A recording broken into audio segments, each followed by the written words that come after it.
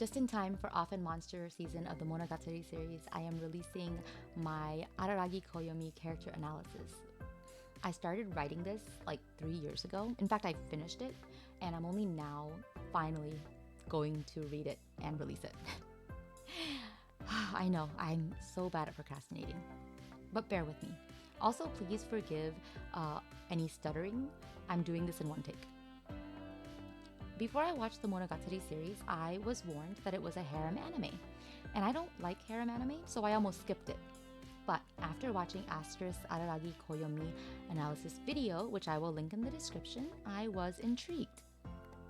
Soon, I devoured the anime, then the light novels, and Araragi Koyomi became one of my favorite characters of all time.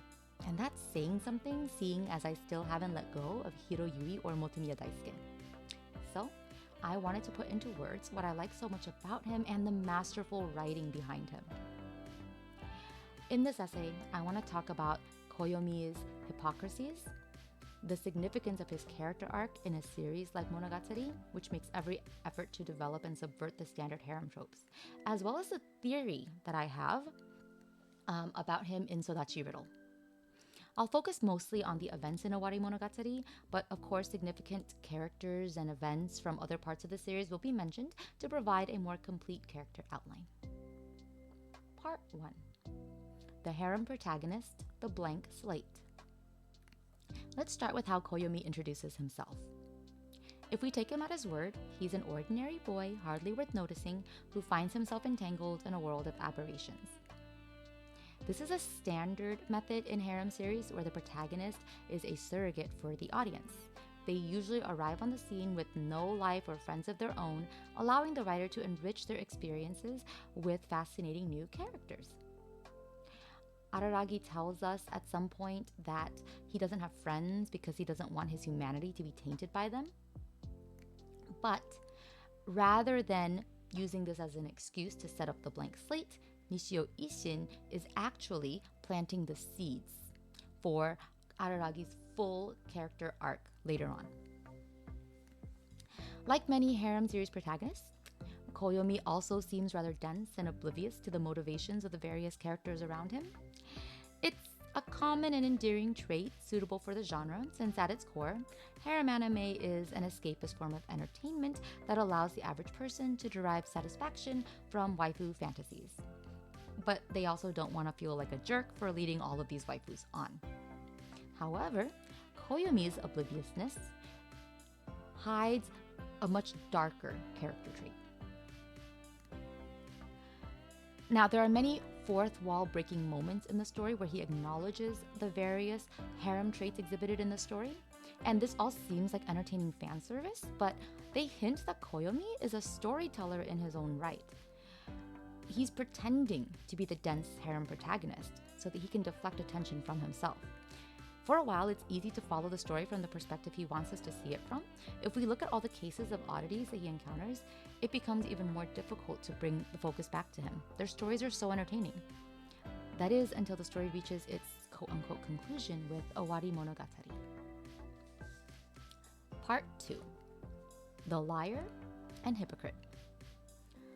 Let's look back on Koyomi's history of deception to understand him better, seeing past the lies to the truth of who he is as a character. Now, starting from the Monogatari series' second season, his unreliability as a narrator is firmly established as various heroines take on the role. Yet, there are hints even before Hanekawa Tsubasa tells us how cool he is. One example is how in Kambaru Suruga's story, he seems to be the talk of the town, despite his insistence to us that he's nobody worth noticing. In Nisei Monogatari, his deception and hypocrisy become more obvious. As its title suggests, this installment is about lies and fakes, presumably about the Fire Sisters and the conman Kaiki Deshu. But Koyomi himself is revealed to be the biggest liar of them all. In fact, by the end of Tsukihi Phoenix, Koyomi makes a conscious decision to live a lie for the rest of his life, for the sake of his family. Nisei Monogatari has him telling us outright that he's a willing liar. So we can't trust him to be what he says he is, and it's actually more helpful to look at other characters who resemble him to glean out his true character. Koyomi's sisters, for example, are a fine mirror. It's remarked by Hanekawa that his sisters are the spitting image of him.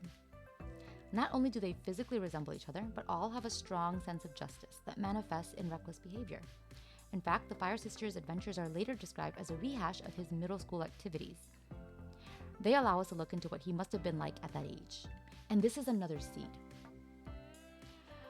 His middle school days become very important later on. Though Koyomi rejects comparisons to his sisters, it's obvious to any reader that there is a lot of him in them. His words continue to influence them, sweet swaying Tsukihi, and making Karen, in her own words, want to commit suicide every time he tells her that something must be wrong when she puts on a skirt. Araragi Koyomi may be the type to stick his neck out, literally, for virtual strangers, but he seems aware of the danger he puts himself in, and it's out of concern for his sisters that he's so harsh with them. That's because he values their life more than his own. His self-sacrificing nature is another key characteristic of his, even if he will deny that. Tsuki in particular seems to take after him. As a phoenix, she's naturally a creature that adapts to its surroundings. Even though she claims her activities as a fire sister are only a result of following Karen's lead, it's telling that she's the one to suggest the fire sisters will disband just as Koyomi wants them to. And their connection is also hinted in how Tsuki seems to be mimicking him in other ways, such as growing out her hair just as he's doing so. Another key characteristic of Tsukihi is her perceptiveness in comparison to Karen's actual denseness. Who does she owe this perceptiveness to, if not Koyomi? So, what do we understand about him now that we've looked at all of these deceptions? He actually has a very strong sense of justice that causes him to act recklessly. He's more perceptive than he lets on. And he deeply cares about others way more than himself.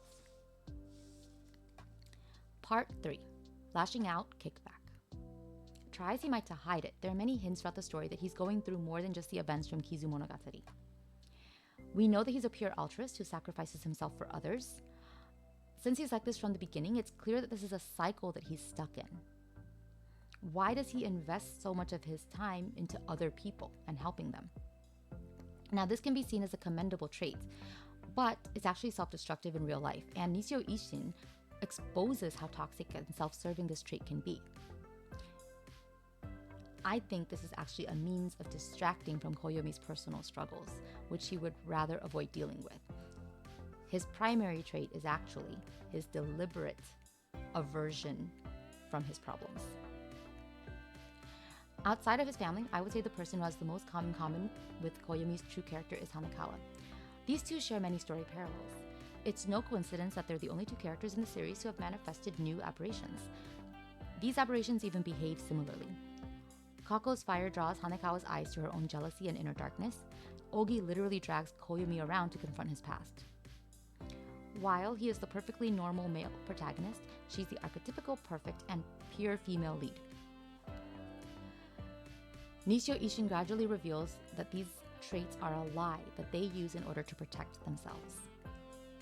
Now that we've drawn this parallel between them, I want to look at a very meaningful exchange between the two that really takes on a new significance upon a second viewing. When Koyomi meets Hanekawa during Golden Week, he has a visceral reaction to the very mention of domestic violence and recoils at her attempts to justify it. He claims this is the first he's heard of violence within a family, but his reaction towards her defense of her father seems a bit harsh given how much he idolizes her. It's peculiar that rather than feeling sorry, he leads to disgust, zeroing in on how she's turning away from the true horror of her situation. I believe he's projecting his own disgust at how he averted his eyes once before. Now, this scene only makes sense after Sodachi Riddle, which reveals one of the major traumatic events that made him into the liar that we meet at the beginning of the series. Part 4. The Final Boss. By Ogi formula, Koyomi's internal demons have manifested into a living oddity, Oshino Ogi.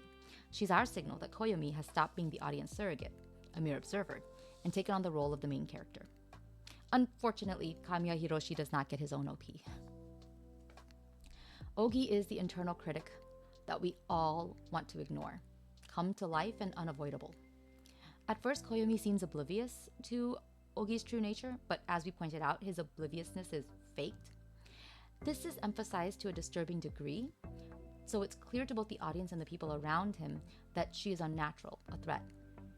And as the story is being told from Koyomi's perspective, we can only draw the same conclusion Ogi does in Ogi Formula. If he truly didn't know who the culprit was, he never would have told the story in the way that he did. Koyomi's aware she's an aberration and a threat, but he doesn't want to face her.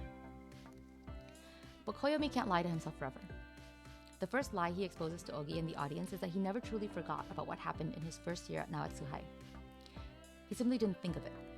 When Ogi reveals that Koyomi knew all along who the culprit of the cheating scandal was, he doesn't seem surprised by her accusation. It's as she said. If he didn't know the truth, he never would have told the story in that way.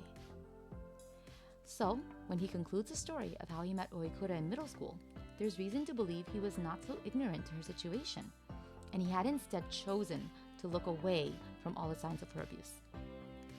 All these signs were mentioned by Koyomi himself, so he had to have been aware. It's this mistake and its ramifications that he's been grappling with for all this time. He has been coping by deliberately helping others, sacrificing himself to make up for his habit of actually looking away. Part 5, the source. So, when and why did Koyomi pick up this habit of averting his eyes? Ignoring a problem right in front of him doesn't seem in line with the character as we know it up until Owari Monogatari. Perhaps his taking on so much responsibility is his way of atoning for this past mistake. Now, he says that it was the math lessons with Oikura that kept him away from home, but the math lessons may have only been an excuse to avoid his parents. When Hanekawa takes shelter in the Araragi household after hers burns down, she discovers that his parents are both police officers, revealing that they are the ones responsible for the strong sense of justice shared by all 3 Araragi siblings. Seeing how strict Koyomi is on himself, disregarding his personal safety to always do the right thing, it's no surprise when we remember one meaningful exchange between Hanekawa and his mother. Though Koyomi's mother allows Hanekawa to stay, she does tell her firmly this isn't a permanent solution. We can't become your family. It's a harsh truth, followed up with the advice that Hanekawa cannot avert her eyes from her situation, but must take it upon herself to change it. Based on their strong values and strict moral code, it's likely they're just as strict with their own children. This strict upbringing may have made Koyomi self-reliant, eager to perform well at school to fulfill his duty as a child, but also triggered self-doubt when he realized he couldn't live up to their expectations. His mistake only adds to that. And so, it was actually in middle school that Koyomi's relationship with his parents started to hit rough waters, and he began to distance himself from them. By high school, it gets to the point where he can't even stay home to celebrate Mother's Day. Familial conflict is brought up as early as in Mayoi Snail, but the depths of its effects are only revealed in Sodachi Riddle. At the time, to talk to his parents was impossible, and he didn't want to lose his summer escape, so he ignored Oikura's cry for help in order to serve himself. She had hoped he would reach out to his parents, not realizing that was the one thing he didn't want to do. Perhaps realizing too late that he could have done something, he protected himself by forgetting about her. Taking out of sight, out of mind a little too far, he willingly became oblivious to her existence until she appeared before him again in high school. But then the pattern began again, to the point where he convinced himself that he was a blank slate of a harem protagonist. This is painfully obvious in how he feigns ignorance when Nadeko comes onto him as well. It actually should be noted that Nadeko's storyline is very similar to Oikura's, in which Koyomi plays along but acts oblivious to the implications of their actions. At the same time, he is silently trying to atone for his mistakes regarding Sodachi by taking on responsibility for everyone else's problems, always putting himself last. Part 6. Destruction and Revival. As any Monogatari viewer knows, the major theme in the Monogatari series is no problem is resolved by simply looking away. When Koyomi confronts and helps Sodachi at last, her story is finally brought to a conclusion. But his story does not end. Ogi doesn't disappear. And that's because he's not yet faced his biggest problem yet, his personal self-loathing. This self-loathing can't be fixed by throwing himself into solving other people's problems, by taking on the weight of the world. At this point, Nishio Ishin gives us this opportunity to reevaluate Koyomi's character. deciding to reveal Araragi's backstory, then releasing Koyomi Monogatari, which bears his name, Nishio Ishin drives the point home that the path to the conclusion of the series is drawn in direct correlation to Araragi's journey to self-actualization or realization. At this critical juncture in the main plot, Gaien slices Koyomi to shreds, only for the writing to put him back together again. In essence, he is killed in order to be reborn again. He goes through hell, only to do everything exactly the same as the first time. But this time, with a different perspective. In a daring move that remains true to his character, he recklessly brings Hachikuji back because he simply can't leave her alone. By doing this, Koyomi actually provides Gaien with the token god she needs to restore balance to the area at long last. This journey shows us that Koyomi's values and sense of justice are not wrong. His personal sense of justice is affirmed, but the thing that needed to change was his self-perception and his motivation. Rather than sacrificing his life in exchange for Hachikuji, he makes the decision to save them both. This foreshadows his later decision with Oshino Ogi. Koyomi facing Ogi at the climax is meaningful and poetic. She is the very embodiment of his self-doubts built up over so many regrets, the enemy he must overcome. But Koyomi doesn't fight off his self-doubt as most protagonists might. Instead, he embraces Ogi as she's being pulled into the darkness, demonstrating true love and acceptance of all aspects of himself, validating his own existence in a grand final gesture that only he could accomplish, sacrificing himself in order to save himself. Finally, his internal conflicts are reconciled, and the various contradictions inside of him are integrated. In conclusion, it was a long journey to get here, but Araragi Koyomi accepts himself for who he is by the end of it. His story is not a typical harem protagonist story. It doesn't end with him saving the world and receiving accolades, nor does it depend on finally choosing best girl. In fact, the best girl was inside of him all along. Instead, this is a story of a boy learning to love himself. His actions and principles are now fully integrated, creating a new self-sustaining cycle. He's no longer trying to atone for his failures through self-sacrifice, but living for his ideals.